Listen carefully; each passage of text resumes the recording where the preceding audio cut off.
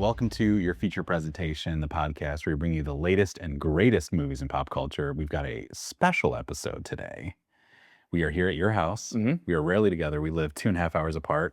A little romantic is the fireplace, but we're going to wing it. And it feels super weird to be like this close to you, to be honest. But we're going to roll with it and figure it out. So what do you want to talk about today?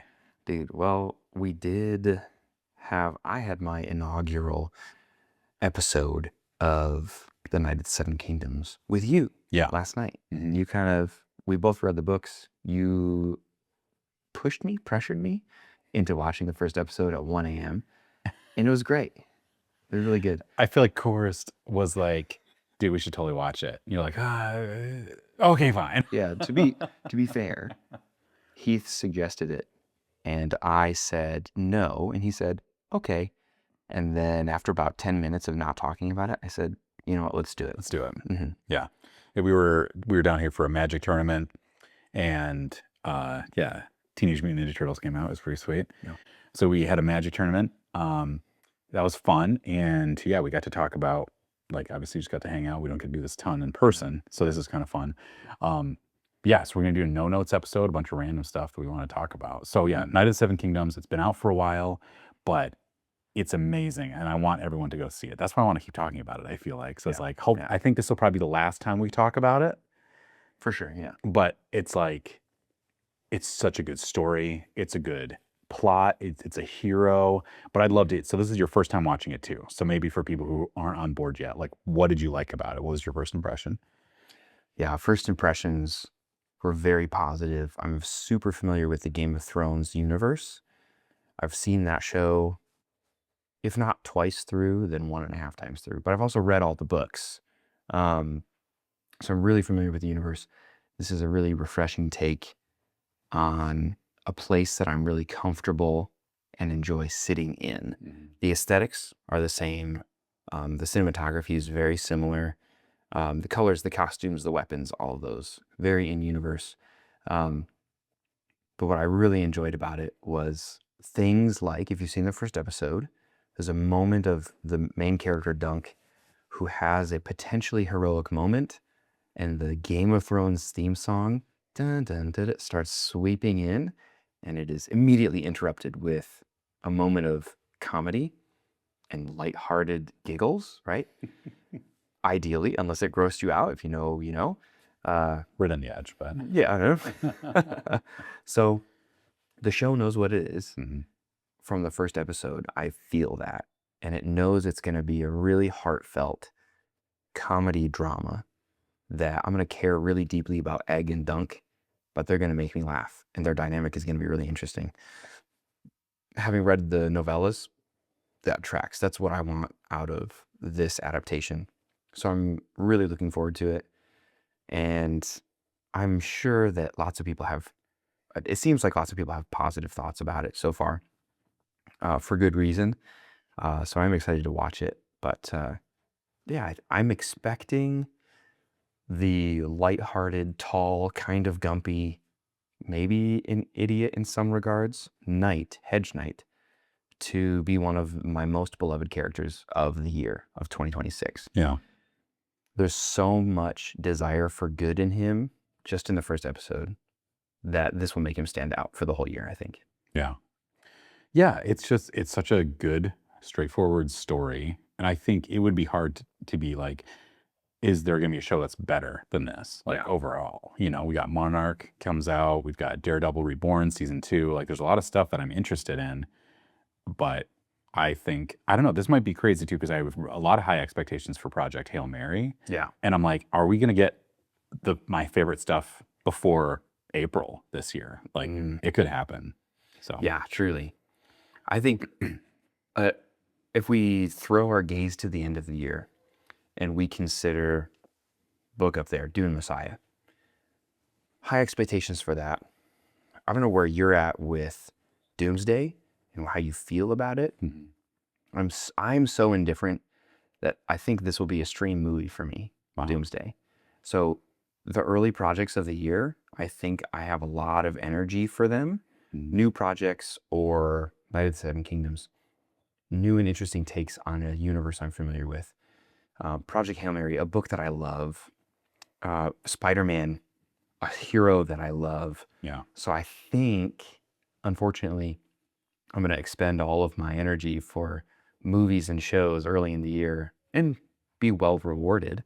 Yeah. But by the time I get to Doomsday, I think I'll be tired and I don't think I'll go see it. Yeah. I think the only way, I think I'll get you to go see it if we do like an event. Like if we're like, If it's with you, I'll see it. yeah, like if we're going to do, hey, let's do Dune Messiah and Doomsday same day, which they just confirmed that Dune Messiah, Dune 3 is going to be the IMAX movie. They're coming on the same day, but that's got like, I think the 2-week IMAX window. Yeah. Which is so weird that if you want to see it in IMAX, you want to see Doomsday, Avengers Doomsday in IMAX, you have to wait 2 weeks after the release. Yeah.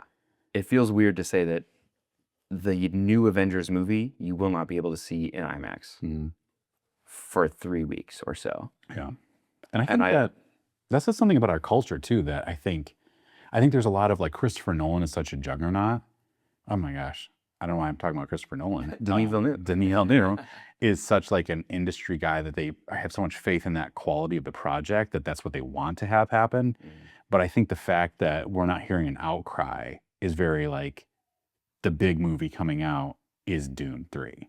Like I think Avengers has a little bit more maybe mass appeal, but I just don't know anybody. I feel like they talk about like Dune 3 is the more elevated thing, but I don't know in the realm of people who like big budget movies, I don't know anybody who's like, I won't go see Avengers at all. I'll only go see Dune, or especially I don't see anybody saying I'm only going to go see Avengers and see Dune. It's like a both. Yes. But then I think most people I know, it's like more Dune excitement. Yeah, it seems that the people that would tell me I'm not interested in Dune are only people who can't sit down for more than 90 minutes. Yeah. And that's not a dig. Yeah. That's not a dig. Some people don't like long movies. That's fine. That's okay. Lord of the Rings Extended Edition is a special edition for a reason. Yeah. Because Return of the King is long enough. So I think Dune is in a very similar genre of epic fantasy. This was sci-fi, long form storytelling. Dune 1, 2, and 3 will be in a similar category for the Lord of the Rings movies. For most people, they will watch all 3 of these in one day every year. They'll have parties, they'll have events. Lord of the Rings is a bit more cozy, and you can kind of order like some things around your day. Like we're gonna do meals and like have drinks and food and stuff. And Dune is a bit more sad, and existential. But it seems to be that genre. It's gonna fit really well into, hey, I'm gonna invite 5 people over to my house, and we're gonna watch all 3 Dune movies in one day. The crowd that does it with Lord of the Rings will do that with Dune. So I think that the people who would say no to Dune are only saying no because of time commitment. Yeah. They can watch it later, and that's fine. And me saying that Doomsday is not one that I will use, like I'll expend energy to go see, is not me calling it's going to be a bad movie. I'm hopeful, truly, that it succeeds and it's well written. And I think it might just be one that I have to experience some other time, or with you, with a group. It's not a Bone Temple where I go see that by myself on a day off, right? I'm committed to 28 years later. Yeah. And I think we're also bearing the lead because the Odyssey also comes out. Oh, yes. Which is early in the year. That's summertime, right? Yeah. I think there's the bummer about that is it doesn't have the hype that like Avengers or Dune has, because it's like we've had a few movies. With Dune, we've had 2. Avengers, we've had 50. So there's not an established like, oh, this is going to be good. But we all know it's going to be good. But I think there's hype around the sequel that you just can't get to, like The Dark Knight. Like the hype is there. It's like awesome first movie. Let's go to the second, but the Odyssey is going to stand on its own, which is really nice too. Like it's going to be a complete story from beginning to end. And I don't know. I think for me, it's going to be, I don't think Dune Messiah is going to be my favorite movie of the year because I don't really like the book. and I think the first book is better. So maybe I'll get surprised, and maybe the third one will be. I'm assuming it'll be better than the book, honestly, because I feel like they're going to keep it in line with those movies. But Okay, check this out. Here we go.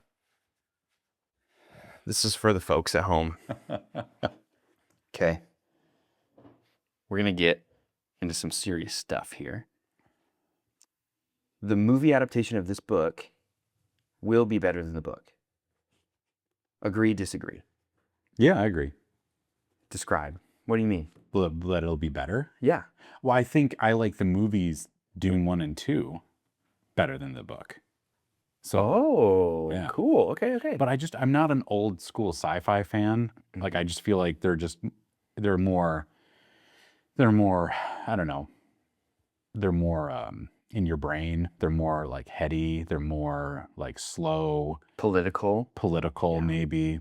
But yeah, I just think I'm more of a fantasy fan than a sci-fi fan. And so I'd rather, see that. But I think visually it really clicks for me. And they're just great movies. So I think the third one, I know I'll like it better than the book, but I felt like I'm not a fan of the Dune book series. I'll just say it right out. Yeah. I love the movies though. So it's like for Dune 1 and 2, I really liked it. For Dune 3, or even the first Dune book, I was like, okay. The Dune Messiah, which is technically only the second book. Yeah. I was like, meh. I wasn't a fan. So. Oh, so Children of Dune didn't touch it. Yeah, I probably won't read it. You're like, Dune. it's over. Yeah, I'm fine. We do get weird. Yeah. With this guy. Which that's the weird thing is people trying to sell it or not sell it, but everyone's like, oh, just wait, and it gets even crazier. I'm like, I don't need crazier. It's already weird enough for me, And I don't know. Maybe I'm a child, but give me some lightsabers. Give me some starship battles, Sure. But, oh man. I hope that you're right.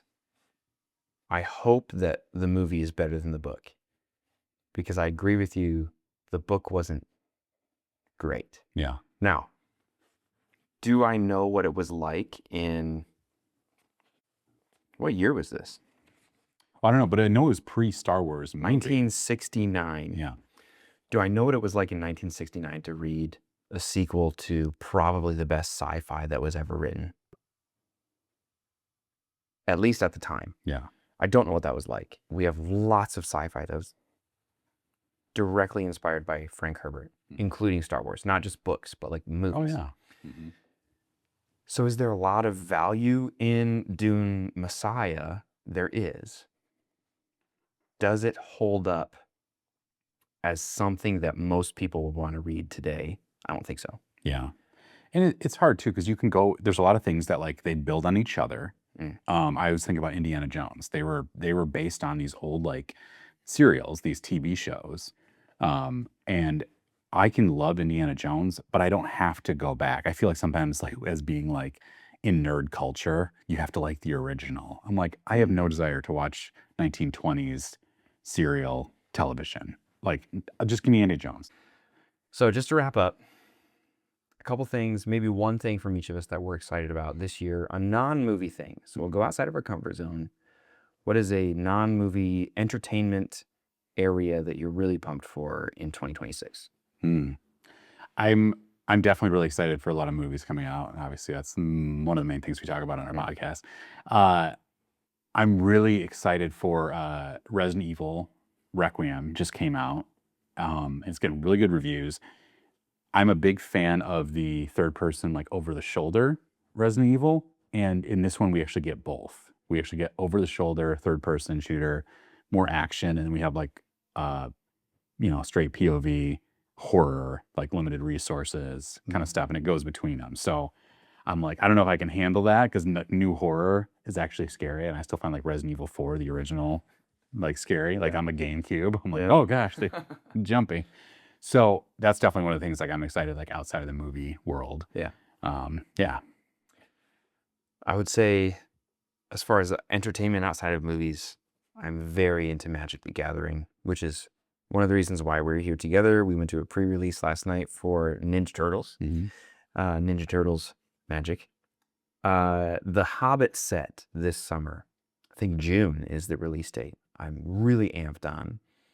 I think you are more devoted to the Hobbit than I am, but I am way more devoted to Magic the Gathering than you are. So we'll have to meet up again. Mm-hmm. We'll meet back in Grand Rapids or up where you live, and have some Hobbit Magic the Gathering pre-release fun, and I think that'll be really, really good. Yeah. I'm excited too, because I feel like with Magic the Gathering, I don't understand. I'm not a huge Magic player. So like you understand like all the cards and you get them and stuff. And for me, I'm like, Lord of the Rings is so fun that I get to see like new interpretations of characters I love. And I just get to read all the quotes and I know what everything is. And like, and it's a non-Peter Jackson interpretation, which I love, but it's so fun to see something just like a different person's perspective. So yeah, really excited for that. Right. It's going to be a good year. Ladies and gentlemen, thank you for joining us. As always, you can find us on YouTube, Spotify, anywhere you get podcasts. But social medias are TikTok, We're also Instagram. on Audible now. We're on Audible. Yeah. You can find us on Audible. Subscribe. Can you subscribe on Audible? I think Follow you us on follow. Audible? Yeah. Follow us on Audible. You can get us anywhere to listen. iHeart. I think we're available. iHeartRadio. I think we're available on there. Follow us on Instagram, TikTok, and Facebook. Do we have a Facebook? No. You follow cut this me individually. That's it. Follow friend Heath Fall on Facebook. Yeah. You can follow us on Instagram, TikTok, and subscribe on YouTube. It's always a pleasure. Heath, go see a movie. Go see a movie. That was a good one. That's good.